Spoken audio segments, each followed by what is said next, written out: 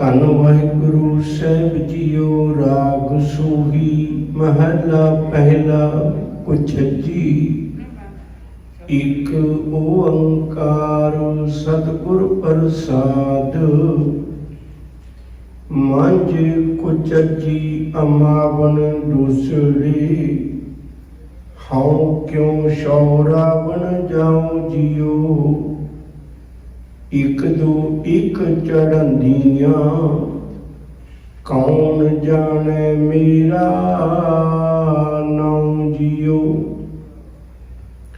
ਜਿਨੀ ਸਖੀ ਸੌ ਰਾਵਿਆ ਸੇ ਅੰਬੀਸ਼ਾ ਬੜੀਏ ਜਿਉ। ਸੇ ਗੁਣ ਵੰਜ ਨ ਆਵਨੀ ਹਉ ਕੈ ਜੀ ਦੋਸ਼ ਧਰਿਓ ਜਿਉ। ਕਿਆ ਗੁਣ ਤੇਰੀ ਵਿਥਰਾ ਹਉ ਕਿਆ ਕਿਆ ਘਿਨਾ ਤੇਰਾ ਨਾਉ ਜਿਉ। ਇਕ ਟੋੜ ਨਾ ਅੰਬੜਾ ਹਉ ਸਦ ਕੁਰਬਾਨ ਤੇਰੇ ਜਾਉ ਜਿਉ। ਕਿਆ ਗੁਣ ਤੇਰੀ ਵਿਥਰਾ ਹਉ ਕਿਆ ਕਿਆ ਖਿੰਨਾ ਤੇਰਾ ਨਾਉ ਜਿਉ। ਇਕ ਟੋੜ ਨਾ ਅੰਬੜਾ ਹਉ ਸਦ ਕੁਰਬਾਨ ਤੇਰੇ ਜਾਉ ਜਿਉ। ਵਾਹਿਗੁਰੂ ਜੀ ਕਾ ਖਾਲਸਾ ਵਾਹਿਗੁਰੂ ਜੀ ਕੀ ਫਤਿਹ। ਇਸ ਦੁਨੀ ਸੁਹਾਵੇ ਬਾਗ ਵਿੱਚ ਮਨੁੱਖ ਪ੍ਰਭੂ ਦੇ ਮਿਲਾਪ ਲਈ ਆਇਆ ਹੈ। ਪਰ ਸੰਸਾਰ ਵਿੱਚ ਆਉਂਦੇ ਹਾਂ ਰੱਬੀ ਯਾਦ ਨੂੰ ਭੁੱਲ ਕੇ ਇਸ ਦੇ ਜੀਵਨ ਵਿੱਚ ਗੁਣ ਗਲ ਗਏ ਅਤੇ ਔਕੜਾਂ ਨਾਲ ਭਰ ਗਿਆ। ਇਹ ਸੁਭਾਵਿਕ ਜੀ ਬਾਤ ਹੈ। ਔਗਣ ਕਿਤੇ ਵੀ ਕਬੂਲ ਨਹੀਂ ਹੁੰਦੇ, ਸੋਹਣੇ ਨਹੀਂ ਲੱਗਦੇ। ਪ੍ਰਵਾਨ ਕੇਵਲ ਗੁਣ ਹੁੰਦੇ ਨੇ। ਤੁਸੀਂ ਕਿਸੇ ਵੀ ਦੁਨੀਆ ਦੀ ਚੀਜ਼ ਵਿੱਚ ਦੇਖੋ, ਕਿਸੇ ਮਨੁੱਖ ਵਿੱਚ ਦੇਖੋ, ਕਿਸੇ ਜੀਵ ਵਿੱਚ ਦੇਖੋ, ਉਹਦੇ ਗੁਣ ਕੰਮ ਆਉਂਦੇ ਨੇ ਪਰ ਔਗਣ ਕੰਮ ਨਹੀਂ ਹੁੰਦੇ। ਕਬੀਰ ਸਾਹਿਬ ਨੇ ਇਸੇ ਲਈ ਬੜਾ ਪਿਆਰਾ ਇੱਕ ਬਚਨ ਆਖਿਆ ਹੈ, ਕਬੀਰ ਰਸ ਕੋ ਗੰਢੋ ਚੂਸੀ ਹੈ, ਗੁਣ ਕੋ ਮਰੀਐ ਰੋਏ। ਅਵਗਣ ਯਾਰੇ ਮਾਨਸੈ ਭਲਾ ਨਾ ਕਹੈ ਕੋਈ। ਗੁਰੂ ਸਾਹਿਬ ਨੇ ਕਿਰਪਾ ਕੀਤੀ ਮਨੁੱਖ ਨੂੰ ਰੱਬ ਦੀ ਗੱਲ ਸਮਝਾਉਣ ਵਾਸਤੇ। ਇਹਨੂੰ ਕਈ ਤਰ੍ਹਾਂ ਦੀਆਂ ਉਦਾਹਰਨਾਂ ਦੇ ਕੇ ਸਮਝਾਇਆ, ਜਿਹੜੇ ਵੀ ਤਰੀਕੇ ਸਮਝ ਸਕਦਾ ਸੀ। ਕਿਉਂਕਿ ਵੱਡੀ ਮੁਸ਼ਕਲ ਇਹ ਹੈ, ਇਹਦੇ ਸਾਹਮਣੇ ਸੰਸਾਰ ਹੈ, ਨਿਰੰਕਾਰ ਨਹੀਂ ਹੈ। ਔਰ ਇਹਨੂੰ ਨਿਰੰਕਾਰ ਦੀ ਸੋਝੀ ਵੀ ਨਹੀਂ ਹੈ। ਅੰਮ੍ਰਿਤ ਬਾਣੀ ਦਾ ਬਚਨ ਵੀ ਪੜ੍ਹਦੇ ਹੋ, ਰੂਪ ਨਾ ਰੇਖ ਨਾ ਰੰਗ ਕਿਛ ਤੇਰੇ ਗੁਣ ਤੇ ਪ੍ਰਭ ਭਿੰਨ। ਜਿਸੈ ਬੁਝਾਏ ਨਾਨਕਾ ਜਿਸ ਹੋਵੇ ਸੋ ਪ੍ਰਸੰਨ। ਰੂਪ ਰੰਗ ਰੇਖ ਭੇਖ ਤੋਂ ਨਿਆਰਾ ਹੈ ਤੇ ਮਨੁੱਖ ਨੂੰ ਉਹਦੀ ਸਮਝ ਨਹੀਂ ਲੱਗਦੀ। ਗੁਰਦੇਵ ਨੇ ਫਿਰ ਕਿਰਪਾ ਕੀਤੀ, ਬੜੇ ਤਰੀਕਿਆਂ ਦੇ ਨਾਲ ਮਨੁੱਖ ਨੂੰ ਸਮਝਾਇਆ। ਕਦੇ ਦੋ ਮਿੱਤਰਾਂ ਦੀ ਗੱਲ ਕੀਤੀ ਹੈ, ਕਦੇ ਮਾਲਕ ਤੇ ਨੌਕਰ ਦੀ ਗੱਲ ਕੀਤੀ ਹੈ, ਕਦੇ ਪਤੀ ਪਤਨੀ ਦੀ ਗੱਲ ਕੀਤੀ ਹੈ। ਅੱਜ ਸਤਿਗੁਰੂ ਜੀ ਨੇ ਇਸ ਜਿਹੜੀ ਬਾਣੀ ਦੀ ਸ਼ੁਰੂਆਤ ਆਪਾਂ ਅੱਜ ਕਰਨ ਲੱਗੇ ਹਾਂ, ਇਸ ਬਾਣੀ ਦਾ ਜ਼ਿਕਰ ਹੈ ਕੁਚਜੀ। ਇਹ ਬਾਣੀ ਦੇ ਤਿੰਨ ਹਿੱਸੇ ਨੇ, ਇੱਕ ਕੁਚਜੀ, ਦੂਜਾ ਸੁਚਜੀ, ਤੀਜਾ ਗੁਣਵੰਤੀ। ਗੁਰੂ ਦੇ ਘਰ ਵਿੱਚ ਸਾਨੂੰ ਦੋ ਚੀਜ਼ਾਂ ਮਿਲਦੀਆਂ ਨੇ। ਨੰਬਰ ਇੱਕ, ਇਹ ਲੋਕ ਸੁਖੀਏ, ਇਸ ਲੋਕ ਦੀ ਵੀ ਗੱਲ ਹੈ।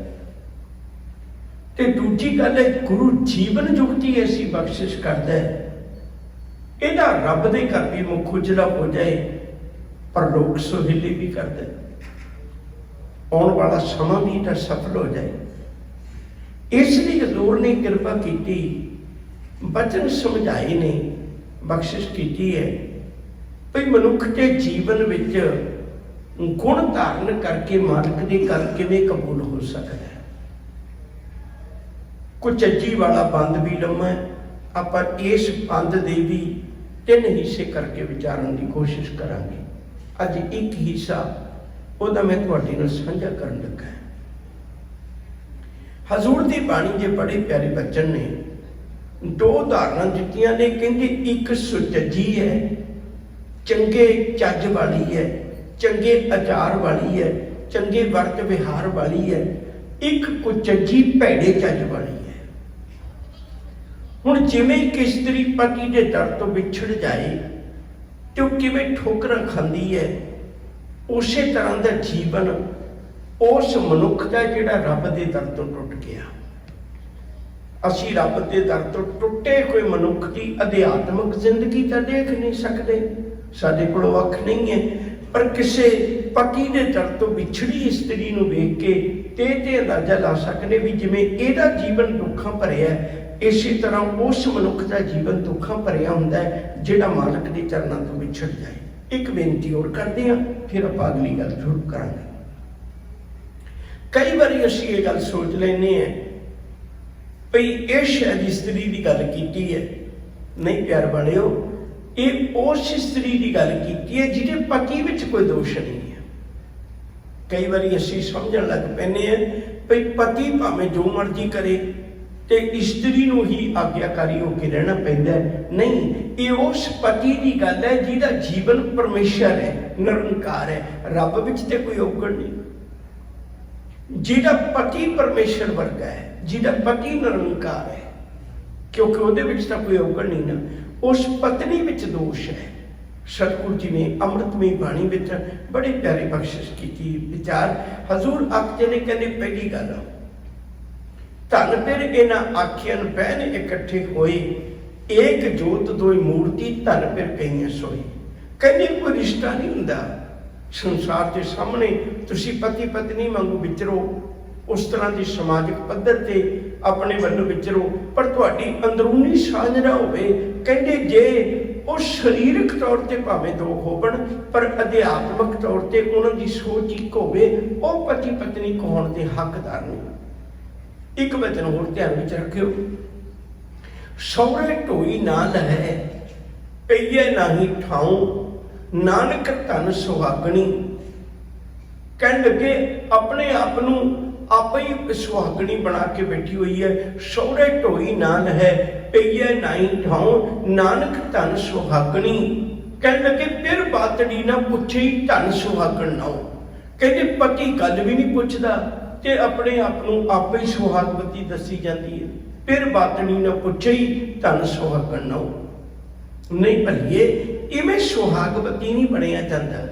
ਐਸੀ ਇਸਤਰੀ ਦਾ ਜ਼ਿਕਰ ਵੀ ਗੁਰਬਾਣੀ ਵਿੱਚ ਕੀਤਾ ਹੋਇਆ ਹੈ। ਮਾਲਕ ਜੀ ਆਖਦੇ ਨੇ, ਕਹਿੰਦੇ ਫਿਰ ਕੀ ਸਾਰ ਨਾ ਜਾਣੀ, ਦੂਜੇ ਭਾਈ ਪਿਆਰ, ਸਾਖ ਸੁਝ ਸਾਖ ਕੋ ਲਖਣੀ, ਨਾਨਕ ਨਾਰੀ ਵਿੱਚ ਕੁਨਾਰ। ਉਹ ਨਾਰੀਆਂ ਵਿੱਚ ਕੁਨਾਰ ਗਿਣੀ ਜਾਂਦੀ ਹੈ ਜਿਹਦੇ ਜੀਵਨ ਵਿੱਚ ਉਹ ਸੱਚ ਨਹੀਂ ਜੋ ਪਤੀ ਨੂੰ ਪਾਉਂਦਾ ਹੈ, ਜੋ ਮਾਲਕ ਨੂੰ ਪਾਉਂਦਾ ਹੈ। ਅਸੀਂ ਵੀ ਉਵੇਂ ਦਾ ਜੀਵਨ ਗੁਜ਼ਾਰਨਾ ਹੈ। ਇੱਕ ਕੁਚੱਜੀ ਦਾ ਜੀਵਨ ਲੈ ਕੇ ਸਤਿਗੁਰੂ ਜੀ ਨੇ ਸਾਨੂੰ ਸੇਧ ਬਖਸ਼ਿਸ਼ ਕੀਤੀ ਹੈ।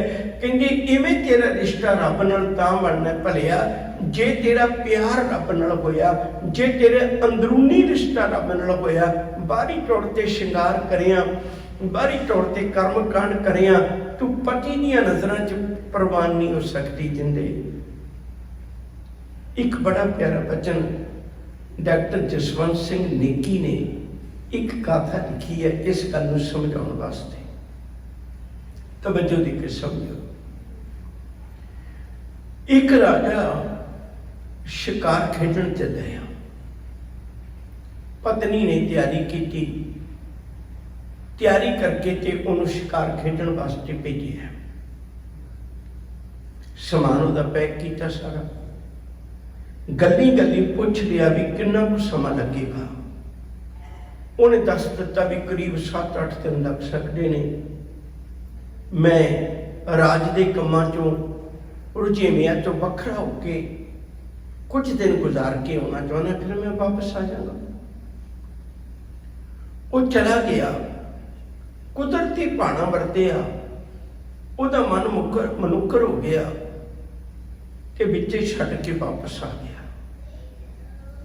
जदों वापस आया ते अपने कमरे च आया, आके वेख के हैरान हो गया।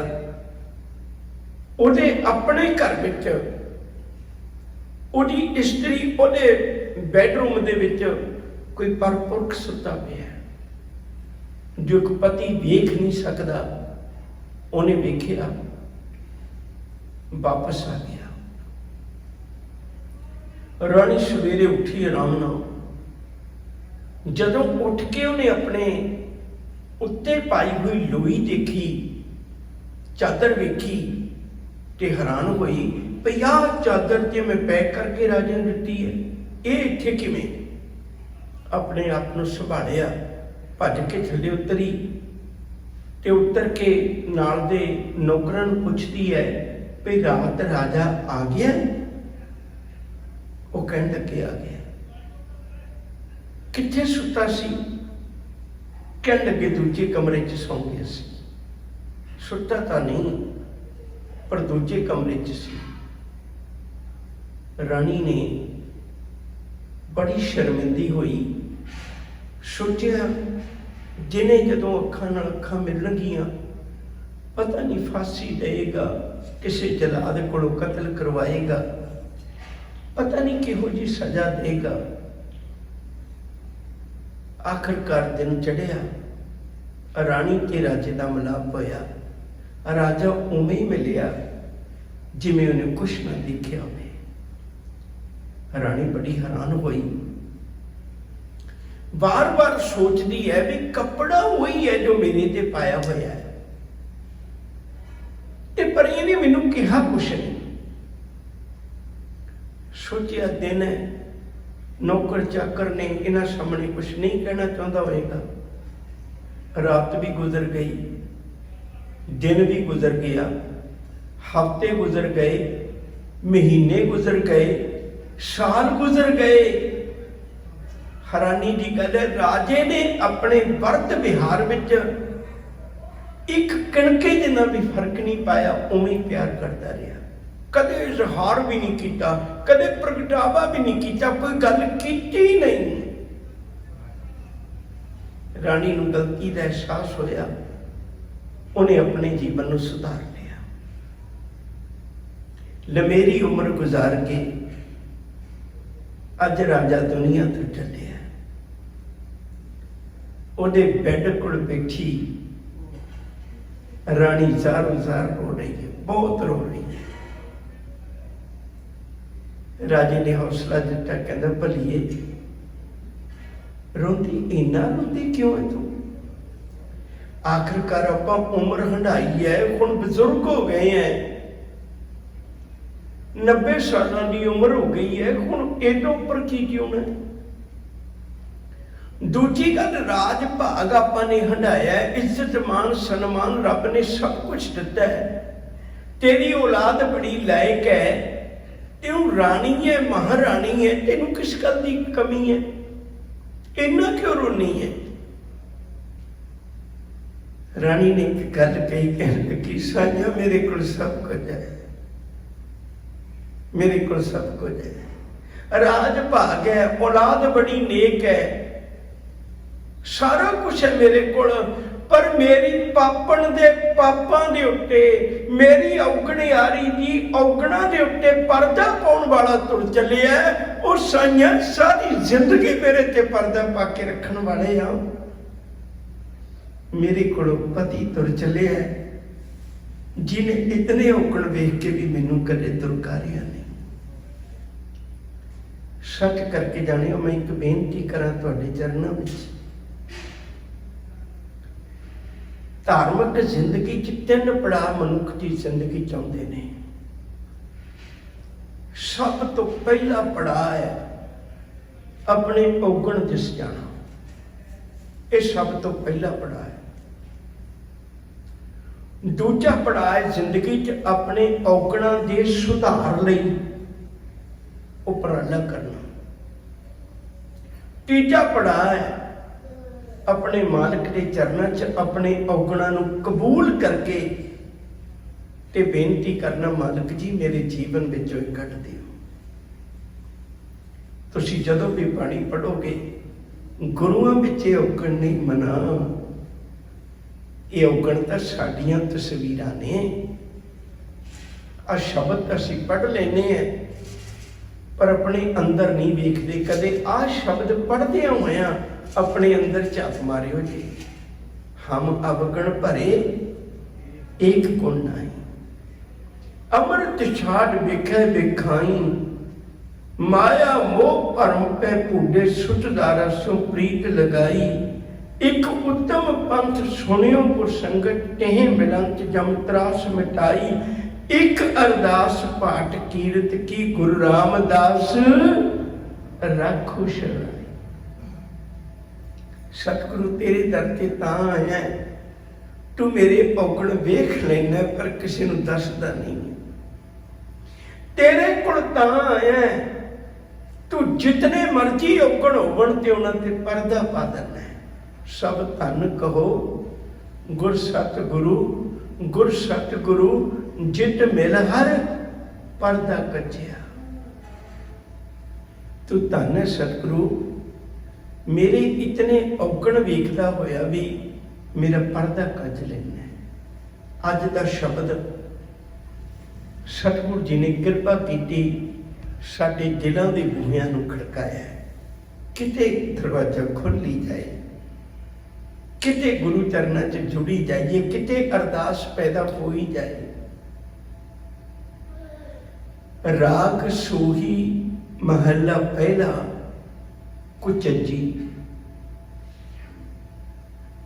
सोही राग विच ਜਿਹੜੇ ਆਪਾਂ आनंद कारजां वेले भी शब्द पढ़ते सुनते हैं, आवो सजना हुण देखन दर्शन तेरा राम इत्यादि, ये जितने भी शब्द ने, आवो मीत प्यारे मंगल गावो नारे, सोही राग विच ही लावां ने। सोही राग है जिहड़ा वो मिलाप दा राग है।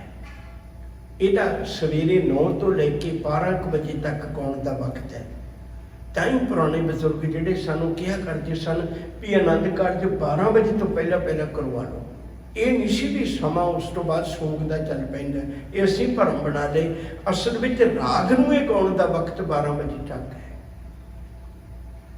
हजूर कृपा करते ने कुचची भैड़े चज वाली, जिन्हें कोई गल गुरु कोलों न सीखी, संगत विचों न सीखी, हंकारी होके अपनी गल्लां विच जीवन गुजारिया, उन्होंने चेता ही नहीं भी मैनूं जीवन मिलिया।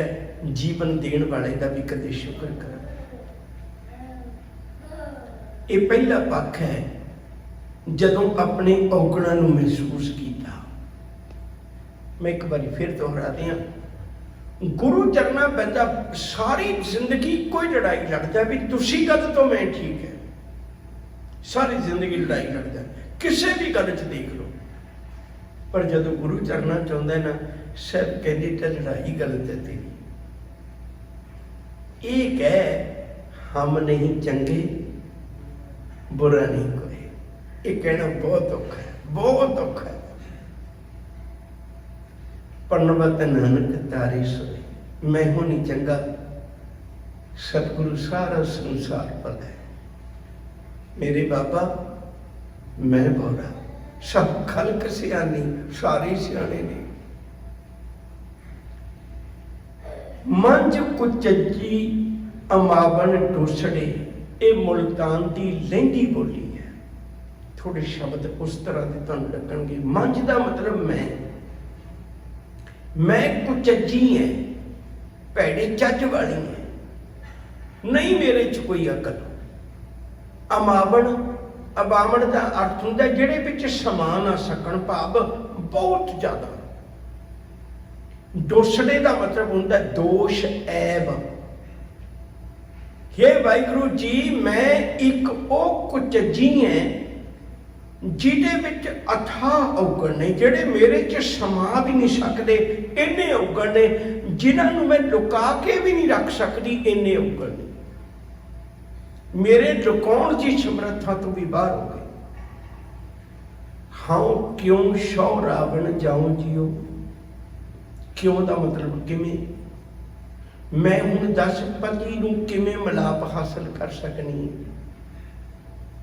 मैनूं पति का प्यार किवें मिल सकता है, मैं ते औगणां दी भरी पई। एक तो एक चढ़ंदियां कौन जाने मेरा नौ जियो। जे मैं ये आस रख ला, आम घरां च आस रख ली जाती है। सियाणे कहंदे ने पत्नी रुसदी ही इसलिए है भी मैनू कोई मनावे।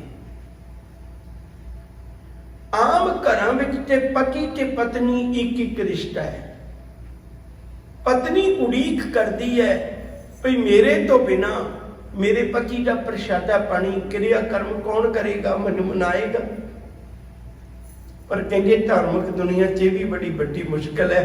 एक तो एक चढ़ंदियां, मैनू मेरे पति नूं मेरी तो लोड़ ही कोई नहीं।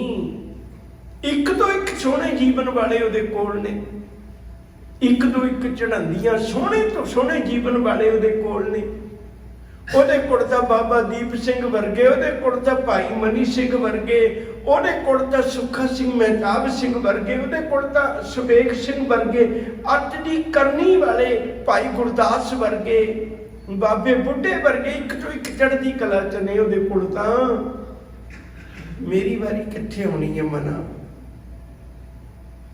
वो कितने गुणा दे भरे हुए ने ते असीं कितने औगणां दे भरे हुए।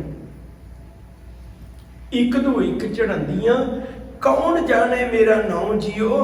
मैं केड़ी गिनती च मैनू कौन जानदा है, मेरी की लोड़ पैनी है। जिंदे तेरी लोड़ रब नूं नहीं है, ये भुलेखा मन चों कढ लेना चाहिए। इहो ही कारण है, तुसीं देखो कदे सानूं एहसास होण लग पैंदा है, मैं सेवा ना करां ते कौन करे, मैं कथा ना करां ते कौन करे, मैं कीर्तन ना करां ते कौन करे। सानूं यूं लगण लग पैंदा है शायद गुरु घर मेरे करके चलदा है। बहुत वड्डा भरम है साडे मन विच, बहुत वड्डा भरम है। शैव जी आखते ने कहंगे नहीं भलिओ, ये गल मन विच विचार लईए। मैं पाठ करना, संगत विच आके अरदास कराउणा भी करो अरदास जी मैं इन्ने पाठ कीते, मुबारक करने चाहिए ने, भावें गिणतियां नाल ही कर लो। पर गुरु जी एक गल कहंदे ने, कहंदे गोहज गल जी की जे सतगुरु पास तो सर्व सुख पाइए। कहते गुच्ची गल गुरु नाल कला करिया कर, गुरु कोल आके ये गल कला करिया कर। भाई नंद लाल सिंह ने एक दिन गुरु चरणों में बेनती की, कहते दातिया तेरे नाल बात करनी। सब कहते रोज दरबार उन्हें कहना मुहब्बत की गल एकांत में होंदी है, मैं तेरे नाल एकांत च गल करनी। यकीन करके जाने हो, गुरु चरणों में आके अरदास करो मना, छड्ड दे दावे बनने, छड्ड दे दावे बनने। मालिक नूं तेरी लोड़ नहीं, तैनूं मालिक की लोड़ है कमलिया।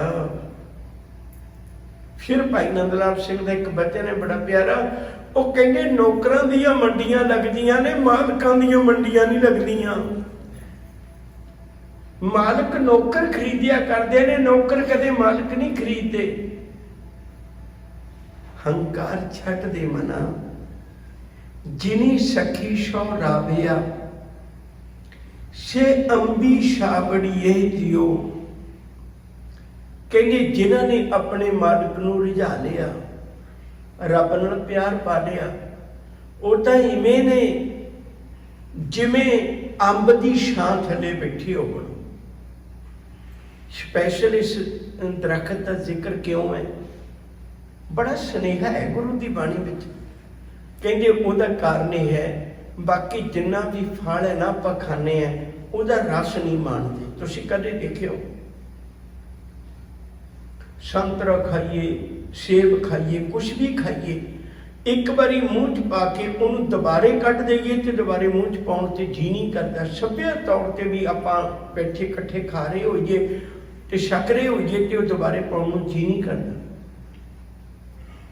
पर एक अंब है जिहदी गिटक नूं बंदा सारिਆਂ ਦੇ सामने बैठ के भी छक लैंदा ते उहनूं कोई बुरा नहीं मनाउंदा।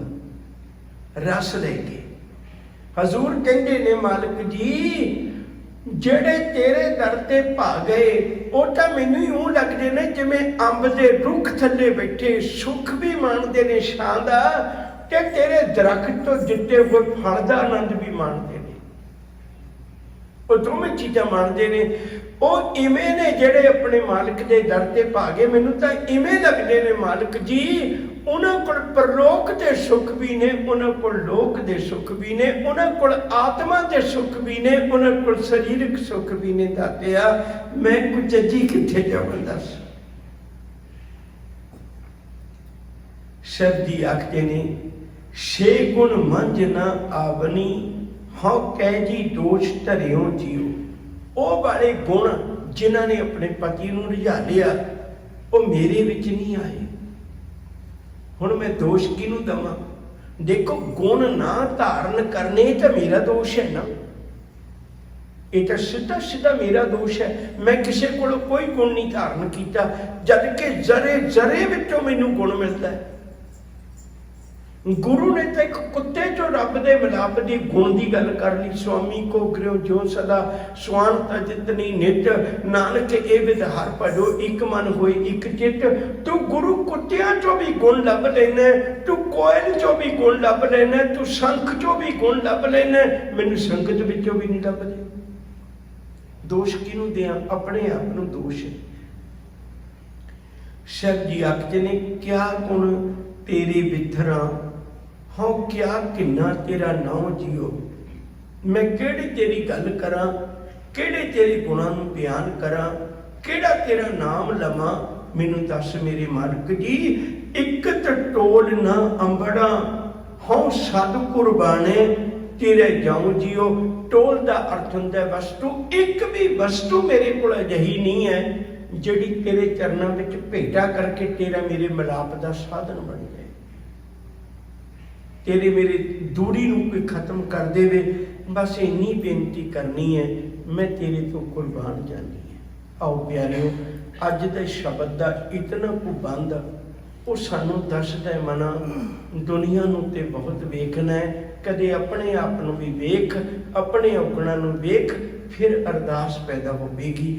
ਗੁਰੂ ਕਿਰਪਾ ਕਰੇ ਅਸੀਂ ਆਪਣੇ ਆਪ ਨੂੰ ਵੇਖ ਸਕੀਏ, ਆਪਣੇ ਔਗਣਾਂ ਨੂੰ ਵੇਖ ਸਕੀਏ, ਫਿਰ ਸਾਨੂੰ ਇਹਨਾਂ ਸ਼ਬਦਾਂ ਦੀ ਸਮਝ ਲੱਗੇਗੀ। ਇਸ ਤੋਂ ਅਗਲੀ ਵਿਚਾਰ ਕਦ ਰੋਜ਼ ਹੋਈਆਂ ਭੁੱਲਾਂ ਦੀ ਖਿਮਾ। ਪਿਆਰ ਨਾਲ ਆਖੋ ਜੀ ਵਾਹਿਗੁਰੂ ਜੀ ਕਾ ਖਾਲਸਾ, ਵਾਹਿਗੁਰੂ ਜੀ ਕੀ ਫਤਿਹ।